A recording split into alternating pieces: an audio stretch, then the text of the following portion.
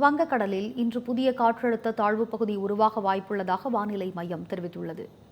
இது தொடர்பாக சென்னை வானிலை மையம் வெளியிட்ட அறிக்கையில், தெற்கு அந்தமான் கடல் பகுதியில் உருவான வளிமண்டல மேலடுக்கு சுழற்சி இன்று காற்றழுத்த தாழ்வு பகுதியாக உருவாகும் என்று தெரிவித்துள்ளது. மேலும் இது படிப்படியாக வலுவடைந்து மேற்கு வடமேற்கில் நகர்ந்து டெல்டா மற்றும் வடகடலோர மாவட்டங்களை நெருங்க வாய்ப்புள்ளதாகவும், இதனால் நாளை முதல் தமிழகத்தில் மீண்டும் கனமழை துவங்கக்கூடும் என்றும் தெரிவித்திருக்கிறது.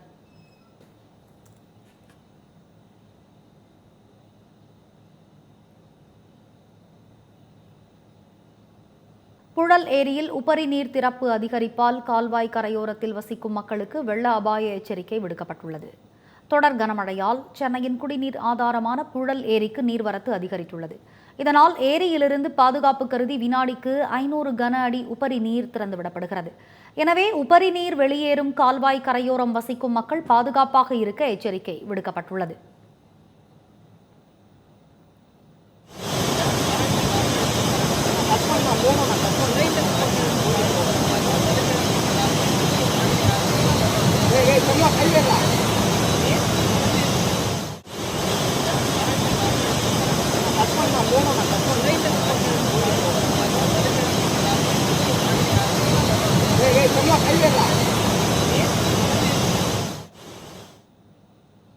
ராமநாதபுரத்தில் கனமழையால் பாதிக்கப்பட்டுள்ள பகுதிகளை மாவட்ட ஆட்சியர் டிராக்டரில் சென்று பார்வையிட்டு ஆய்வு செய்தார். ராமநாதபுரம் மாவட்டம் கடலாடி உள்ளிட்ட சுற்றுவட்டார பகுதிகளில் கனமழை பெய்தது. இதனால் அங்குள்ள நீர்நிலைகள் நிரம்பிய நிலையில் நல்லாம்பட்டி பகுதியில் உள்ள நீரோடையில் உடைப்பு ஏற்பட்டது. இதன் காரணமாக வாழம்பட்டி, கொக்கரசன்கோட்டை, வி சேதுராஜபுரம், ராமலிங்கம்பட்டி உள்ளிட்ட 5 கிராமங்கள் வெள்ள நீரால் சூழ்ந்துள்ளன. மழை வெள்ளத்தால் சாலைகள் சேதமடைந்த நிலையில் மாவட்ட ஆட்சியர் சிம்ரன்ஜீத் சிங் காலோன் அதிகாரிகளுடன் டிராக்டரில் சென்று பார்வையிட்டு ஆய்வு செய்தார். அப்போது பாதிக்கப்பட்ட மக்களுக்கு தேவையான உதவிகளை செய்ய அதிகாரிகளுக்கு அறிவுறுத்தினார்.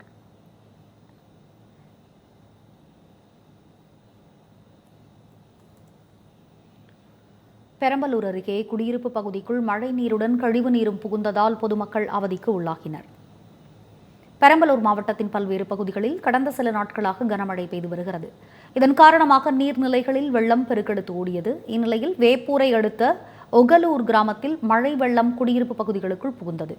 மழை நீருடன் கழிவு நீர் கலந்து குடியிருப்பு பகுதிகளை சூழ்ந்துள்ளதால் நோய் பரவும் அபாயம் ஏற்படுவதோடு குடிநீரின்றி அப்பகுதி மக்கள் தவித்து வருகின்றனர்.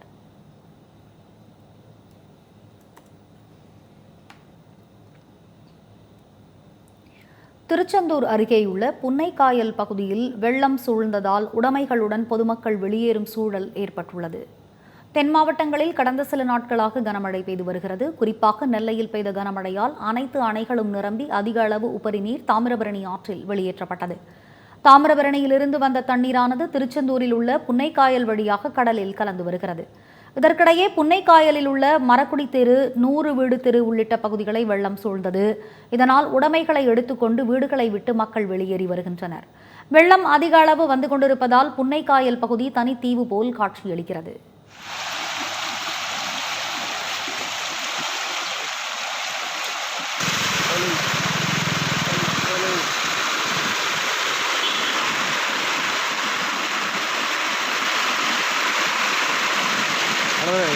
சார்ஜ் எடுத்து தப்பு இதாகிடும். சார்ஜ் எடுத்து மட்டும் தண்ணி போட்டுறாங்க. சார்ஜ் எடுத்து மட்டும் தண்ணி போட்டுறாங்க. இல்லையா? ஓ, ஒன்று ஒரு கடிமீட்டர் இருக்கு. ஒரு நிமிஷம்.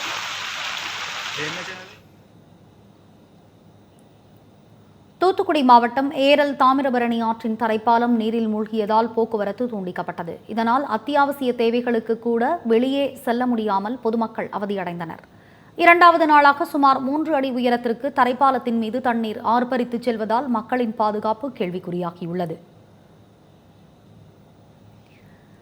தொடர் கனமழையால் தூத்துக்குடியில் குடியிருப்புகளுக்குள் வெள்ள நீர் புகுந்ததால் குடியிருப்பு வாசிகள் அவதியடைந்து வருகின்றனர். தூத்துக்குடி மாநகரில் கொட்டி தீர்த்த கனமழையால் அந்தோணியார் கோவில் தெருவில் உள்ள குடியிருப்புகளை மழைநீர் சூழ்ந்துள்ளது.